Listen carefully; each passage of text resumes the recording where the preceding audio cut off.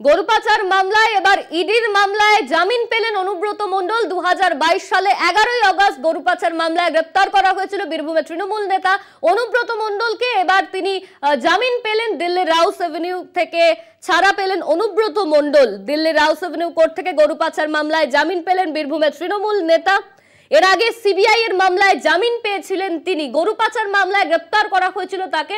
2022 সালের 11ই আগস্ট গ্রেফতার করা হয় তাকে। প্রায় 2 বছর পর তিনি জামিন পেলেন আর খুব তাড়াতাড়ি পুজোর আগে তিনি বীরভূমে ফিরবেন এমনই মনে করা হচ্ছে। আগে সিবিআই এর মামলায় জামিন পেয়েছিলেন অনুব্রত মণ্ডল আর এবার ইডির মামলায় জামিন পেলেন তিনি। এবার ইডির মামলাতেও জামিন মঞ্জুর করা হলো অনুব্রত মণ্ডলের। ফলে তিহার জেল থেকে এবার মুক্তি পেতে চলেছেন অনুব্রত মণ্ডল। 2022 সালের 11ই আগস্ট গ্রেফতার করা হয়েছিল তাকে গরু পাচার মামলায়। আর এবার আজ ইডির মামলাতেও কিন্তু জামিন পেলেন অনুব্রত মণ্ডল। তৃণমূল নেতা অরূপ চক্রবর্তী আমাদের সঙ্গে ফোন লাইনে রয়েছেন। অরূপ বাবু, সিবিআই এর মামলায় জামিন পান অনুব্রত মণ্ডল আগেই, আর এবার ইডির মামলাতেও জামিন পেলেন আজ অনুব্রত মণ্ডল, আপনার প্রতিক্রিয়া?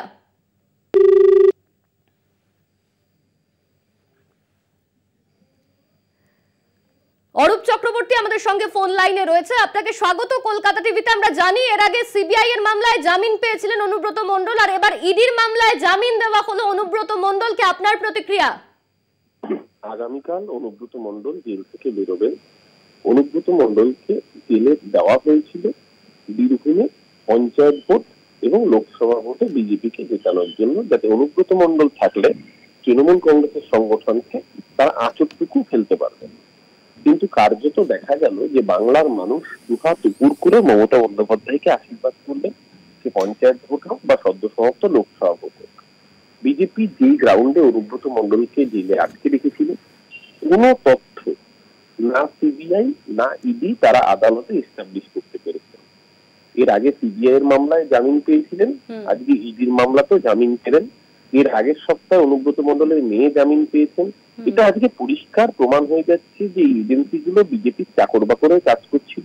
বিজেপির বাবারা তাদের মালিকরা যা যা বলে দিচ্ছিল সেই মতো বিরোধী নেতাদের গ্রেফতার করছিল। দিল্লির বুকে কেজরিওয়াল জামিন পাচ্ছেন, তামিলনাড়ুতে স্ট্যালিনের সঙ্গে একই কাজ করতে গেছে, বিহারে একই কাজ করতে গেছে, মহারাষ্ট্রে একই কাজ করতে গেছে। সর্বোচ্চ আলটিমেটলি তারা ঘাট থাকতে চাচ্ছেন। বাংলার মানুষ, দেশের মানুষ বিজেপির বিরুদ্ধে যারা সোচ্চার তাদেরকে এজেন্সি দিয়ে হ্যাকেল করার এই খেলা বিজেপি বিগত 7-8 বছর ধরে চালাচ্ছে। এইবার এই খেলা ওদের বুমেরাং হতে চলেছে। প্রত্যেকে জেল থেকে বেরোচ্ছেন, ছাড়া পাচ্ছেন এবং আগামী দিন বাংলার মাটিতে, দিল্লির মাটিতে, সারা ভারতবর্ষের মাটিতে তারা বিজেপিকে রাজনৈতিক ভাবে বুঝে নেওয়ার জন্য আরো শক্তিশালী হয়ে তারা তৈরি হবেন। বিজেপি যেন কান খোলা করে এটা মাথায় রাখে। আমরা পরিষ্কার করে বলছি, অনুব্রত মণ্ডলের গ্রেফতারি বেআইনি ছিল, অনুব্রত মণ্ডলের জামিনের বিরোধিতা করা বেআইনি ছিল, অনুব্রত মণ্ডলকে অন্যায়ভাবে জোর করে জেলে আটকে রাখা হয়েছিল। ওরা ভেবেছিল অনুব্রত মণ্ডলকে রাখলে পরে তাহলে বীরভূম দখল করা যাবে।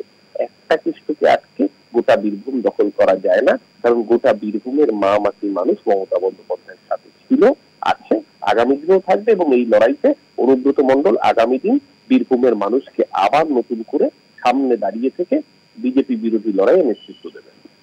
ধন্যবাদ আপনাকে। আমাদের সঙ্গে ছিলেন ফোন লাইনে তৃণমূল মুখপাত্র অরূপ চক্রবর্তী। জামিন পেলেন অনুব্রত মণ্ডল। ইতিমধ্যেই কিন্তু সিবিআই এর মামলায় জামিন পেয়েছিলেন তিনি আগেই, আর এবার ইডির মামলায় জামিন পেলেন তিনি। দিল্লির রাউস এভিনিউ আদালতে জামিন অনুব্রত মণ্ডলের। দিল্লির রাউস এভিনিউ থেকেই মুক্ত হলেন অনুব্রত মণ্ডল। বীরভূমের তৃণমূল নেতা তিনি কিন্তু ইতিমধ্যেই জামিন পেয়েছেন। পুজোর আগেই বীরভূমে ফিরবেন তিনি, এমনই কিন্তু মনে করা হচ্ছে। সিবিআই এর মামলায় জামিন পেয়েছিলেন তিনি প্রথমেই, আর এবার ইডির মামলাতেও জামিন পেলেন তিনি। 2022 সালের 11ই আগস্ট গ্রেফতার করা হয়েছিল তাকে। দিল্লির রাউস এভিনিউ কোর্ট থেকে গরু পাচার মামলায় জামিন পেলেন বীরভূমের তৃণমূল নেতা অনুব্রত মণ্ডল। এর আগে সিবিআই এর মামলায় জামিন পেয়েছিলেন তিনি, এবার ইডির মামলাতেও তার জামিন মঞ্জুর হলো। ফলে তিহার জেল থেকে মুক্তি পেলেন বীরভূমের কেষ্ট। ইতিমধ্যেই মুক্তি পেয়েছেন তিনি, সেই খবর সামনে এসেছে। প্রথমে সিবিআই এর মামলা আর এবার ইডির মামলাতেও জামিন পেলেন তৃণমূল নেতা অনুব্রত মণ্ডল। দিল্লির রাউস এভিনিউ কোর্ট থেকে জামিন দেওয়া হলো তাকে। গরু পাচার মামলায় 2022 সালের 11ই আগস্ট গ্রেফতার করা হয়েছিল তাকে। ইতিমধ্যেই কিন্তু এই জামিনের বিষয়ে তৃণমূলের তরফে জানানো হচ্ছে এই সমস্তটাই বিজেপির চক্রান্ত ছিল, তার জামিনের বিরোধিতা করা হয়েছিল, তাকে যে গ্রেপ্তার করা হয়েছিল সেই গ্রেপ্তারিও কিন্তু বেআইনি, এমনই কিন্তু বললেন তৃণমূলের মুখপাত্র। তিনি ফোন লাইনে ইতিমধ্যে আমাদের সঙ্গে ফোন লাইনে রয়েছেন তৃণমূল মুখপাত্র।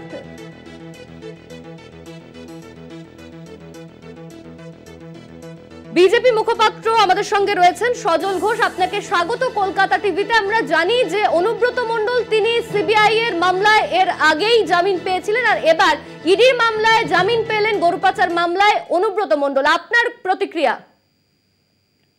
দেখুন, বাংলার মানুষ এদেরকে জেলের বাইরে দেখতে চায় না, কিন্তু জামিন পাওয়াটা একটা স্বাভাবিক বিচারের প্রক্রিয়া। দীর্ঘদিন ছিলেন, জামিন পেয়েছেন। আমরা পছন্দ হোক না হোক, বিচার ব্যবস্থা তার নিজের সিস্টেমে চলে। আমার ভালো লাগুক না লাগুক, জামিনটা তো মানতেই হবে। আর তবে এটা আপনাদের মনে করাই যে নিশ্চয়ই আপনারাও জানেন, জামিন মানে কিন্তু অপরাধের অভিযোগ থেকে মুক্ত নয়। উনি বেকসুর খালাস হয়ে আসছেন না, উনি জামিনে এসছেন।